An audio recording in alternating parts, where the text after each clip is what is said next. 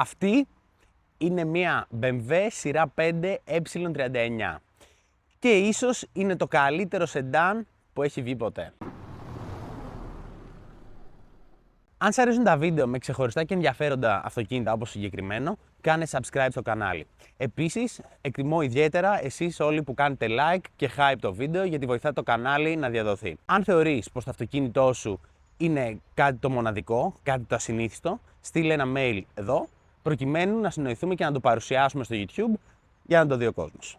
Πάμε τώρα να μιλήσουμε για την E39. Η σειρά 5 E39 παρουσιάστηκε τον Σεπτέμβριο του 1995 και ξεκίνησε να παράγεται τον Νοέμβριο της ίδιας χρονιάς. Ουσιαστικά ήρθε να αντικαταστήσει την επιτυχημένη, θα έλεγε κανείς, E34 και αντικαταστάθηκε από την E60. Θεωρώ πως το συγκεκριμένο αυτοκίνητο ήταν από τα καλύτερα, αν όχι το καλύτερο, σεντάν της εποχής του. Μη σας πω ότι ακόμα και σήμερα ίσως είναι από τα καλύτερα σεντάν. Τελεία. Η παραγωγή της E39 σταμάτησε στα μέσα της χρονιάς του 2003, όπου και αντικαταστάθηκε, όπως είπαμε, από την E60.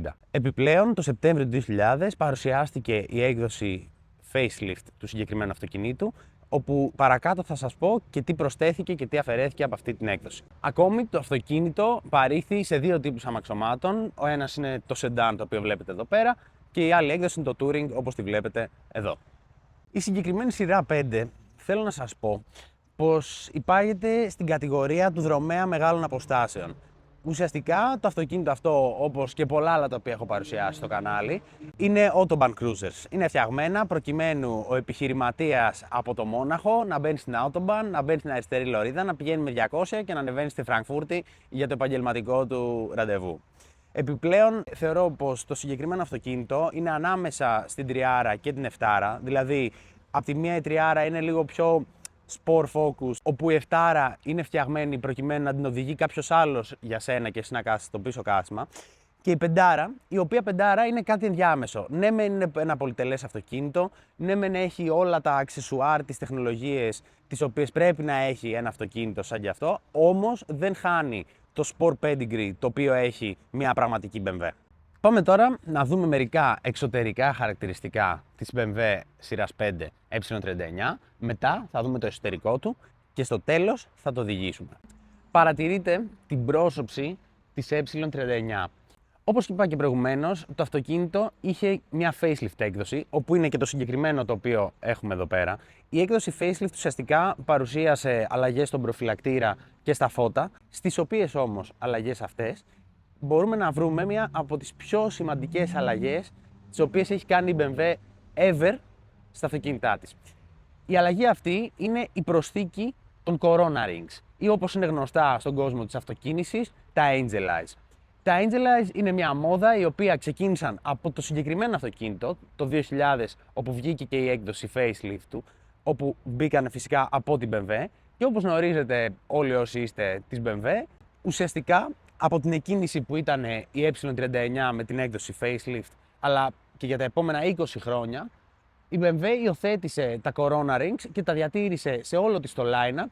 Έτσι λοιπόν διαμόρφωσε και την εταιρική της ταυτότητα και την υπογραφή της. Δηλαδή η υπογραφή της BMW ήταν τα kidney grills και τα Corona Rings. Επιπλέον πρέπει να σας πω πως, όπως γνωρίζετε όλοι φυσικά, και στο κομμάτι του aftermarket υπάρχει πάρα πολύ προσθήκη των Angel Eyes σε πάρα πολλά αυτοκίνητα, παλιότερα κιόλας του E39, αλλά φυσικά και σε μεταγενέστερα. Ακόμη, κάτι αρκετά σημαντικό το οποίο πρέπει να αναφέρω όσον αφορά τα φανάρια της E39 είναι το γεγονός ότι βάζοντας τα Corona Rings, η BMW δημιούργησε ουσιαστικά μία μόδα, καθώς τα αυτοκίνητα αυτά είναι ουσιαστικά ο πρόγονος για τα φώτα ημέρας. Δηλαδή, μετά την παρουσίαση των Corona Rings από την BMW, σιγά σιγά όλες οι μάρκες άρχισαν να βάζουν το δικό τους αποτύπωμα, όπως τα βλέπετε εδώ πέρα, προκειμένου να μπορείς να ξεχωρίζεις από την πρόσωψη του αυτοκινήτου, από τα φώτα κιόλας, τι αυτοκίνητο έχεις από πίσω σου. Εδώ βλέπετε το πλαϊνό προφίλ της σειράς 5 E39. Θεωρώ πως το αυτοκίνητο αυτό έχει καταφέρει σχεδιαστικά, το οποίο είναι ένα έργο του Τζότζι Νακατζίμα, του πολύ αγαπημένου σχεδιαστή, ο οποίος έχει βγάλει πάρα πολλά μοντέλα, συμπεριλαμβανομένου και του Z3, που αποτελεί ένα από τα αγαπημένα μου BMW. Παρατηρείται ένα άριστο πάντρεμα ανάμεσα σε γωνίες και κούρμπες. Το αυτοκίνητο, ενώ έχει αρχίσει να παίρνει ένα πιο μοντερνιστικό χαρακτήρα με κούρμπες, ακόμη διατηρεί μια κοψιά λίγο παλαιότερη. Αξίζει να αναφέρω πως το συγκεκριμένο αυτοκίνητο έχει το χρώμα Carbon Schwarz. Αυτό το χρώμα έβγαινε σε εκδόσεις BMW Individual και ουσιαστικά, όπως βλέπετε, είναι ένα μαύρο χρώμα, το οποίο όμως μπλεδίζει με το φως. Θεωρώ ότι είναι μία από τις πολύ ιδιαίτερες λεπτομέρειες του συγκεκριμένου αυτοκίνητου και της BMW και θέλω να σας πω επίσης πως το χρώμα αυτό ξεκίνησε να βγαίνει στο E46 και πρόκειται για ένα πάρα πολύ ιδιαίτερο και σπάνιο κιόλας χαρακτηριστικό του αυτοκίνητου αυτού. Θέλω να προσθέσω κάτι όσον αφορά τα νίκελ τα οποία βλέπετε εδώ πέρα. Η έκδοση Facelift δεν έβγαινε με νίκελ, μόνο η έκδοση V8 έβγαινε σε Facelift με νίκελ και στο τέλος της παραγωγής, όπου βρίσκεται και το συγκεκριμένο αυτοκίνητο, ξεκίνησαν μερικές individual εκδόσεις να βγαίνουν με νίκελ στο πλάι. Ακόμη κάτι άξιο αναφοράς είναι το γεγονός πως η πεντάρα αυτή είχε αεροδυναμικό συντελεστή 0,27. Όπως καταλαβαίνετε, για ένα σεντάν είναι ένα εξαιρετικό νούμερο, το οποίο συνδυάζει με τη δυνατότητα του αυτοκινήτου να πιάσει υψηλές ταχύτητες, ενώ παράλληλα να μειώνει και την κατανάλωση την οποία έχει. Εδώ παρατηρείτε τη ζάντα που έχει η σειρά 5E39. Πρόκειται φυσικά για μια πανέμορφη ακτινωτή ζάντα της εποχής εκείνης για την BMW, διαχρονικό design, όπου η διάστασή της είναι 8x17, το όνομά της είναι Style 32. Πρέπει να προσθέσω πως η σειρά 5E39 έβγαινε μια ευρεία γκάμα ζαντών από 15 ίντσες έως και 18. Κάτι το οποίο αξίζει να αναφερθεί είναι πως στο συγκεκριμένο αυτοκίνητο, στην E39, το center hub, αυτό το σημείο δηλαδή εδώ πέρα, είναι μοναδικό σε μέγεθος, με αποτέλεσμα να μην μπορείς να βάλεις εύκολα μια ζάντα από κάποιο άλλο μοντέλο της BMW, εν αντιθέσει με άλλα μοντέλα, όπου η 5, η 6, η 7 και η 8 μπορείς πολύ εύκολα να αλλάξεις τις ζάντες μεταξύ τους χωρίς κανένα πρόβλημα. Αυτό είναι επίσης, όπως καταλαβαίνετε, ένα ακόμη πολύ ιδιαίτερο χαρακτηριστικό της E39. Τέλος, το λάστιχο το οποίο φοράει το αυτοκίνητο είναι 235-45 ρο 17, το οποίο μπορεί τώρα να μην φαίνεται ως κάτι πολύ ιδιαίτερο, όμως στην εποχή εκείνη, 17, ήταν κάτι σχετικά μεγάλο. Εδώ βλέπετε την πίσω όψη της σειράς 5E39. Φυσικά, υπενθυμίζω πως το αυτοκίνητο είναι facelift, εν αντιθέσει με τα προηγούμενα, στα οποία σε αυτό το σημείο εδώ πέρα ήταν άβαφα και φαινόταν ουσιαστικά πλαστικό. Πρέπει να πω κάτι αρκετά σημαντικό, το οποίο είναι το γεγονός ότι στα φανάρια η E39 στα πίσω φανάρια έβαλε LED, το οποίο όπως καταλαβαίνετε ήταν πρωτοπορία για την εποχή εκείνη. Επιπλέον θέλω να σας δείξω εδώ πέρα το Chrome Line, όπου έχει αυτή την πανέμορφη γραμμή που δείχνει ένα πάντρεμα ανάμεσα στο σπορ και την πολυτέλεια του αυτοκινήτου, όπως σας είπα και προηγουμένως. Πρέπει όμως να αναφέρω και ένα πολύ βασικό αρνητικό το οποίο έχει το συγκεκριμένο αυτοκίνητο. Το αρνητικό αυτό είναι το γεγονός ότι μπορεί να έπαιρνες ένα τρομερό αυτοκίνητο με πολύ μεγάλο μοτέρ και εξαιρετικές επιδόσεις για την εποχή εκείνη αλλά και για σήμερα και το αυτοκίνητο δεν είχε ορατή εξάτμιση. Θεωρώ πως αυτή η μόδα, ειδικά τώρα, η οποία έχει εδραιωθεί αρκετά τα τελευταία χρόνια και η οποία μπορεί να πει ξεκίνησε και την εποχή εκείνη, είναι ένα από τα πιο άσχημα χαρακτηριστικά και αφαιρεί το χαρακτήρα ενός αυτοκινήτου. Θεωρώ ότι το κάνει λίγο πιο απρόσωπο, αν θέλετε την άποψή μου. BMW σου έδινε την επιλογή να αφαιρέσεις το σήμα, όπου εδώ πέρα θα έγραφε κανονικά ποια έκδοση κινητήρα έχει το αυτοκίνητο, όπου το συγκεκριμένο αυτοκίνητο, όπως βλέπετε, είναι debadged, δηλαδή δεν γράφει ποιο μοντέλο με ποιο κινητήρα είναι. Τέλος, πρέπει να σας πω στο πίσω μέρος του αυτοκινήτου πως ο χώρος αποσκευών της E39 είναι 460 λίτρα και το συγκεκριμένο έχει εργοστασιακό subwoofer. Δείτε εδώ πώς ανοίγει. Όπως βλέπετε, έχω ανοίξει το καπό και πάμε τώρα να συζητήσουμε για τους κινητήρες με τους οποίους έβγαινε η σειρά 5E39. Όταν παρουσιάστηκε το αυτοκίνητο αυτό, έβγαινε στην έκδοση 520, 523, 528, οι οποίες ήταν όλες εξακύλινδρες, το οποίο δείχνει ότι το συγκεκριμένο αυτοκίνητο έχει μια τάση έτσι προς το πιο sport και πιο premium, αν θέλετε. Και έπειτα υπήρχε η 535 και η 540, οι οποίες ήταν V8 και φυσικά το αείμνηστο Mi 5 με 4,9 V8 κινητήρα.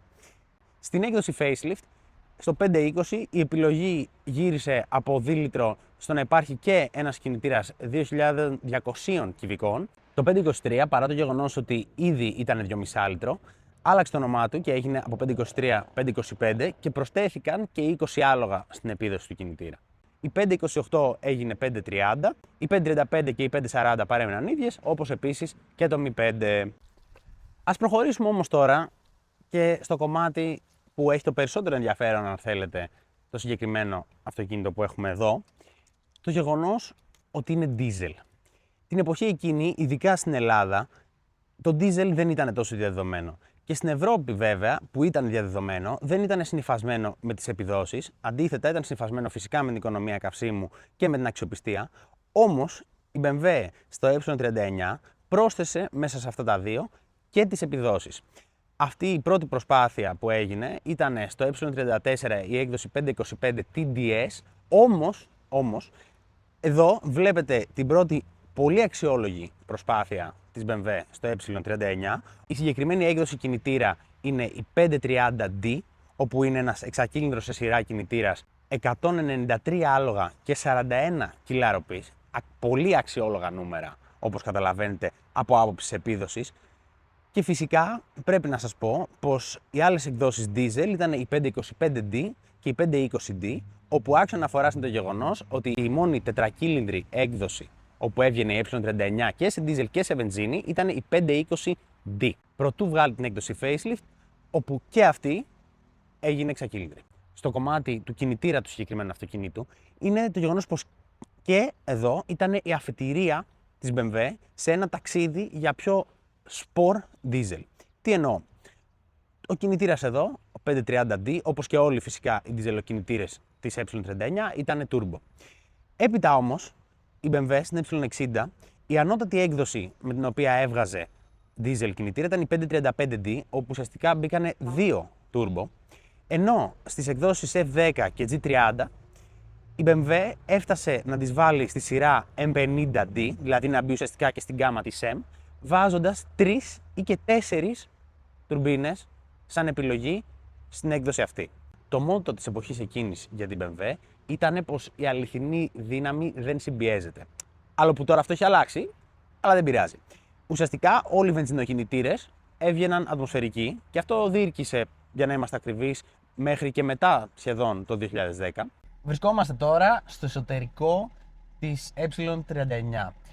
Σήμερα θα κάνω λίγο διαφορετικό το εσωτερικό του αυτοκινήτου και πιστεύω ότι έτσι θα το κρατήσω. Αν θεωρείτε ότι αυτό που κάνω με την κάμερα εδώ πέρα σε ουσιαστικά first person είναι καλύτερο, μπορείτε να μου το γράψετε στα σχόλια. Αρχικά ας ξεκινήσουμε από το τιμόνι. Το τιμόνι που έχει το συγκεκριμένο αυτοκίνητο είναι ακριβώς το ίδιο με Mi 5.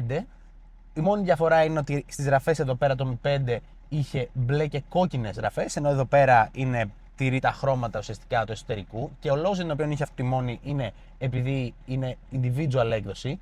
Ό,τι σας λέω αυτή τη στιγμή είναι εργοστασιακό. Έτσι έβγαινε δηλαδή, δεν έχει πειραχτεί κάτι.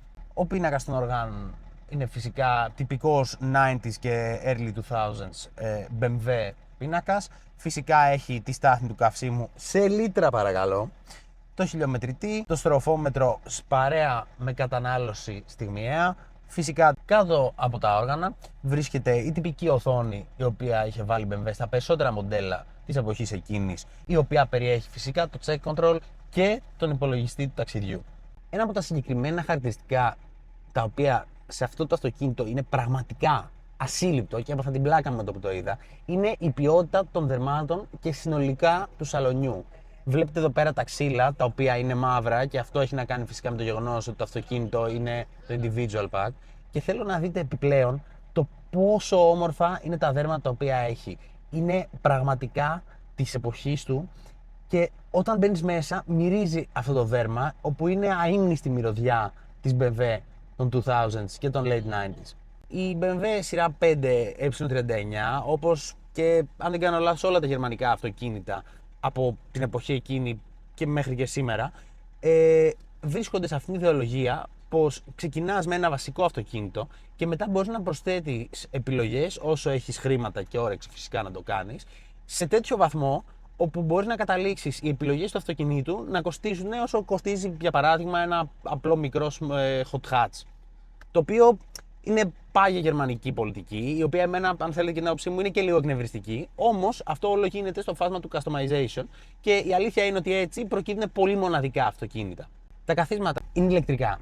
Και δεν είναι ηλεκτρικά μόνο στο μπρος-πίσω του καθίσματος και στην πλάτη, αλλά έχουν και μια τρίτη, ας πούμε, λειτουργία. Θα κουνηθεί μπρος και πίσω το πάνω μισό της πλάτης, προκειμένου να κάθεσαι όσο άνετα θέλεις εσύ. Ακόμη πρέπει να σας πω πως, όπως βλέπετε τώρα, το αυτοκίνητο έχει και ηλιορροφή, η οποία έχει το σκίαστρο το οποίο το κουνάς με το χέρι και φυσικά με ηλεκτρικό τρόπο από το διακόπτη εδώ πέρα μπορείς να ανοίξεις, να κλείσεις την οροφή. Στο κομμάτι των ηλεκτρικών λειτουργιών του αυτοκινήτου πρέπει να σας προσθέσω πως και το τιμόνι κινείται ηλεκτρικά μπρος και πίσω και πάνω και κάτω. Ένα σχετικά μοναδικό χαρακτηριστικό επίσης της εποχής εκείνης. Πάμε λοιπόν να δούμε και τις πόρτες του αυτοκινήτου. Το πιο μοναδικό χαρακτηριστικό της εποχής εκείνης της BMW ήταν ότι σε διάφορα μοντέλα η αεραγωγή ήταν στο πλάι, πάνω στην πόρτα. Αυτό είναι αρκετά μοναδικό σχεδιαστικό χαρακτηριστικό, το οποίο ελάχιστα αυτοκίνητα έχουν παρουσιαστεί με αυτό. Και αξίζει να αναφέρω πως εξαιτίας των αεραγωγών οι οποίοι βρίσκονται στο πλάι, παρουσιάζεται και μια τρύπα στο πλάι του ταμπλό, προκειμένου να διοχετεύεται ο αέρας μέσα στην πόρτα και να έρχεται πάνω στον επιβάτη. Επιπλέον, στο κομμάτι της πόρτας είναι φυσικά και τα ηχεία. Το αυτοκίνητο έχει 16 ηχεία. Τρομερό νούμερο για 2003, 16 ηχεία σε ευρωπαϊκό αυτοκίνητο. Και φυσικά εδώ πέρα έχει και τον αντίστοιχο πίνακα ελέγχου των λειτουργιών του αυτοκινήτου, αν θέλετε, δηλαδή τα παράθυρα, τα οποία είναι ηλεκτρικά φυσικά και μπρος και πίσω, την αλλαγή της θέσης των καθρεπτών, το κουμπί με το οποίο οι καθρέφτες διπλώνουν όποτε θέλει ο οδηγός. Τέλος, στο κομμάτι της πόρτας πρέπει να προσθέσω πως το αυτοκίνητο έχει και μνήμες στα ηλεκτρικά του καθίσματα. Στο κομμάτι του εξοπλισμού ασφαλείας του συγκεκριμένου αυτοκινήτου και μια πρωτοπορία κιόλας στην BMW είναι το γεγονός πως το αυτοκίνητο είχε 10 αερόσακους. Οι αερόσακοι αυτοί βρισκόντουσαν στις πόρτες. Ένα πολύ αξιόλογο χαρακτηριστικό είναι πως η BMW έχει παντρέψει πάρα πολύ ωραία την ύπαρξη των αερόσακων αυτών, χωρίς να το κάνουν να φαίνεται ξένο, αν θέλετε, πάνω στην πόρτα. Και επιπλέον πρέπει να σας πω πως φυσικά έχει και αερόσακους πάνω στην κολόνα για το κεφάλι. Ακόμη έχει αρκετούς αερόσακους και πίσω, φυσικά στο τιμόνι και εννοείται και στη μεριά του συνοδηγού πάνω από το ντουλαπάκι. Ας προχωρήσουμε στην κεντρική κονσόλα του αυτοκινήτου, η οποία, όπως βλέπετε, φέρει και τα χρώματα του σαλονιού, επειδή είναι individual έκδοση το αυτοκίνητο. Φυσικά η αεραγωγή είναι η τυπική αεραγωγή της εποχής για την BMW, δεν έχω κάτι ιδιαίτερο να σχολιάσω πάνω σε αυτούς. Όμως θέλω να σχολιάσω πάρα πολλά πράγματα πάνω στο κομμάτι της οθόνης. Ουσιαστικά το αυτοκίνητο ξεκίνησε να βγαίνει με οθόνη από την πρώτη του έκδοση, όμως η πρώτη οθόνη ήταν αρκετά μικρότερη και ουσιαστικά από τη facelift έκδοση βγήκε η συγκεκριμένη, η 16:9 όπως λέγεται, η οποία ουσιαστικά αφορούσε την πλοήγηση. Δηλαδή το να υπάρχει πλοήγηση με οπτικά μέσα. Επίσης θέλω να προσθέσω μια λειτουργία η οποία είναι μοναδική για την εποχή εκείνη, όπου πηγαίνοντας στο κομμάτι auxiliary ventilation μπορείς να βάλεις στο αυτοκίνητο μια συγκεκριμένη ώρα στην οποία θα βάζει είτε ζεστό είτε κρύο κλιματισμό, προκειμένου όταν εσύ θέλεις να μπεις στο αυτοκίνητο, φερειπίν το χειμώνα όπου έχει έξω πολύ κρύο, το αυτοκίνητο να έχει ζεσταθεί λίγη ώρα πριν. Νομίζω ότι αυτό είναι ένα μοναδικό χαρακτηριστικό για την εποχή εκείνη και είναι κάτι που πλέον μεν γίνονται από τις εφαρμογές των κινητών που έχουν τα αυτοκίνητα, όμως εκείνη την εποχή που δεν υπήρχαν smartphones, το έκανες από εδώ. Ακόμη, πρωτού τελειώσω με το κομμάτι της οθόνης, πρέπει να σας πω πως το αυτοκίνητο δεν έβγαινε μόνο με οθόνη. Προφανώς, όπως καταλαβαίνετε, η οθόνη για την εποχή εκείνη ήταν ένα αρκετά ακριβό πρόσθετο το οποίο έβαζες στην πεντάρα σου, το οποίο ουσιαστικά σου έδινε τη δυνατότητα να έχεις πλοήγηση, υπολογιστή ταξιδιού, ο οποίος σου επέτρεπε να θέσεις και όριο ταχύτητας του αυτοκινήτου, δηλαδή πάνω από μια ταχύτητα να παίζει έναν ήχο προκειμένου να σε ενημερώσει ότι περνάς το όριο ταχύτητας. Προχωρώντας κάτω από την οθόνη θα βρούμε φυσικά πολλές λειτουργίες σε σχέση με το κλιματισμό. Εννοείται πως ο κλιματισμός είναι διζωνικός, με επιλογή φυσικά κατεύθυνση αέρα και αυτόματο κλιματισμό, πολύ σημαντικό χαρακτηριστικό, ο οποίος παίρνει μπρος πατώντας ένα από τα συν ή πλην κουμπιά. Αξίζει εδώ να σας αναφέρω πως το αυτοκίνητο έχει θερμαινόμενα καθίσματα και μασάζ. Ακόμη ένα πολύ ιδιαίτερο χαρακτηριστικό είναι το κουμπί αυτό, το οποίο όπως βλέπετε τώρα το πατάς και ρίχνει ή σηκώνει το σκίαστρο στις πίσω θέσεις. Σε αυτό το σημείο πρέπει να σου πω πως δεν υπάρχει αποθηκευτικός χώρος κάτω από το υποβραχιόνιο, εν αντιθέσει σχεδόν με οποιοδήποτε αυτοκίνητο έχει υποβραχιόνιο. Αντιθέτως, υπάρχει εδώ ένας μικρός αποθηκευτικός χώρος, τον οποίο ανοίγεις και κλείνεις, ο οποίος βέβαια είναι και πάρα πολύ μικρός. Αυτό συμβαίνει επειδή το συγκεκριμένο αυτοκίνητο έχει τηλέφωνο. Σε περίπτωση που δεν είχε τηλέφωνο, θα υπήρχε κανονικά ντουλαπάκι. Τώρα, ας συζητήσουμε λίγο τις επιλογές κυβωτίου με τις οποίες έβγαινε η σειρά 5E39. Αρχικά υπήρχαν χειροκίνητα κυβότια 5 σχέσεων και το Mi 5, το οποίο έβγαινε μόνο με χειροκίνητο, εξατάχυτο κυβότιο. Ακόμη το εξατάχυτο κυβότιο υπήρχε και στις εκδόσεις 535 και 540. Το αυτόματο κυβότιο έβγαινε με 5 σχέσεις και υπήρχε σε οποιοδήποτε αυτοκίνητο ήθελες, εκτός όπως είπαμε από τη Mi 5. Ακόμη πρέπει να σου πω πως ένα σχετικά μοναδικό χαρακτηριστικό της εποχής στο αυτοκίνητο αυτό είναι πως το αυτόματο κυβότιο είναι σηριακό. Δηλαδή, πέραν από τη λειτουργία Sport, έχεις και manual, το οποίο σημαίνει ότι μπορείς να αλλάζεις εσύ τις ταχύτητες. Φυσικά, όπου η BMW έχει διορθώσει κιόλας σε σχέση με τις πρώτες εκδόσεις του κυβωτίου αυτού, το να αυξάνεις τη σχέση τραβώντας προς τα πίσω και να κατεβάζεις βάζοντας προς τα μπροστά. Το πιο ωραίο πράγμα που έχει στο εσωτερικό του είναι οι δύο διακόπτες δίπλα στο τιμόνι. Οι διακόπτες δηλαδή των flash και ο διακόπτης λειτουργίας των ελαιοκαθαριστήρων. Και γιατί το λέω αυτό, η αίσθησή του είναι άψογη. Δεν είναι ούτε πολύ πλαστική, ούτε πολύ μεταλλική, είναι απλά τέλεια. Το μετακινείς, έχει συγκεκριμένη διαδρομή, κλικάρει απευθείας και στη διαδρομή του νιώθεις έτσι ένα μαλακό ωραίο κούνημα. Ξέρω ότι είναι πολύ ιδιαίτερο αυτό που λέω, όμως όσοι έχετε οδηγήσει E39 καταλαβαίνετε σε ποιο πράγμα αναφέρομαι. Έχω κάτσει τώρα στο πίσω μέρος της σειράς 5E39. Φυσικά, όπως καταλαβαίνετε, είναι ένα πάρα πολύ άνετο πίσω σαλόνι. Να σας υπενθυμίσω ότι είμαι και 1,93 και όπως βλέπετε τα πόδια μου δεν ακουμπάνε στο κάθισμα, είμαι υπερβολικά άνετα. Στο κομμάτι της πρακτικότητας θέλω να αναφερθώ. Αρχικά παρατηρήστε εδώ πέρα πόσο όμορφα και πολιτισμένα, αν θέλετε, ανοίγει η θήκη που βρίσκεται στο πίσω μέρος της πλευράς του οδηγού και του συνοδηγού για τους επιβάτες. Και γενικότερα θέλω να σας πω πως το αυτοκίνητο έχει αρκετά σημεία πρακτικότητας και αποθήκευσης παντού. Δηλαδή παρατηρείτε στα πλάγια ότι έχει αποθηκευτικούς χώρους. Φυσικά έχει τα σάκια, γιατί στα 2000 στη Γερμανία όλοι καπνίζανε σαν φουγάρα. Πολύ σημαντικό χαρακτηριστικό είναι ότι τραβώντας αυτό εδώ το μοχλό πέφτουν τα καθίσματα. Πολύ ιδιαίτερο χαρακτηριστικό και χρηστικό σε ένα σεντάν το οποίο πρέπει να επιτελεί όλες τις λειτουργίες. Και το καλύτερο χαρακτηριστικό απ' όλα που σήμερα η BMW δεν το έχει.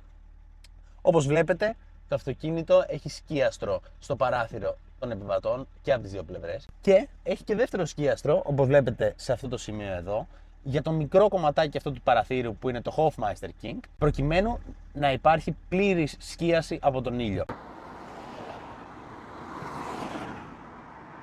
Εδώ έχουμε ξεκινήσει την οδήγηση, όπου οδηγώ εδώ και 5-10 λεπτά το αυτοκίνητο. Ομολογουμένως είναι ένα αρκετά δεμένο γερμανικό αυτοκίνητο, όπως σχεδόν όλα τα γερμανικά τα οποία έχω κάνει review. Φυσικά είναι έτσι αρκετά στιβαρό, θα έλεγε κανείς, όπου το αγαπημένο μου πράγμα μέχρι στιγμής είναι το τιμόνι, το οποίο είναι έτσι χοντρό και το πιάνεις και νιώθεις, ρε παιδί μου, αυτοκίνητο, να το θέσω έτσι. Πρέπει να σας αναφέρω πως είναι ένα πολύ άνετο αυτοκίνητο και σε αυτή την άνεσή του η πίσω ανάρτηση είναι πολλαπλού συνδέσμου και έχει αλουμινένιο subframe, γεγονός που βοήθησε στο αυτοκίνητο να μην επιβαρυνθεί το βάρος του περαιτέρω, με αποτέλεσμα να είναι μόλις 10 κιλά πιο βαρύ σε σχέση με το E34, παρά το γεγονός ότι είναι μεγαλύτερες οι διαστάσεις του και γενικότερα έχει και πολύ περισσότερο εξοπλισμό σε σχέση με το E34. Κάτι πολύ αστείο το οποίο πρέπει να αναφέρω είναι το γεγονός πως κρεμαγέρα είχαν μόνο τα 6 κύλινδρα, ενώ το Mi 5 και το 535 και το 540, τα οποία ήταν V8, λόγω του μεγέθους του κινητήρα δεν φορούσε να μπει κρεμαγέρα και λειτουργεί με ατέρμονα όπως λειτουργούσαν παλαιότερα τα αυτοκίνητα. Η ηχομόνωση για την εποχή του ήταν εξαιρετικό, δηλαδή πρέπει να δείτε στα πλαίσια των παραθύρων όπου το αυτοκίνητο έχει και τσόχα, ας πούμε, προκειμένου να ενισχύει την ηχομόνωση. Επίσης, στην εποχή εκείνη, οι ανταγωνιστές που είχε το αυτοκίνητο ήταν η E-Class W210, που κατά την άποψή μου είναι ένα από τα πιο αξιόλογα μοντέλα της Mercedes, όμως θεωρώ πως ίσως η BMW και να είναι ένα τσακ πιο πάνω, και το Audi A6, όπου ακόμα κατά την άποψή μου το A6 δεν είχε φτάσει σε αυτή τη μορφή όπου έπιανε καλά και την αγορά και τους στόχους του, οπότε η πεντάρα νομίζω ότι ξεχωρίζει πολύ περισσότερο. Ας πάμε λοιπόν τώρα να κάνουμε μια εκκίνηση.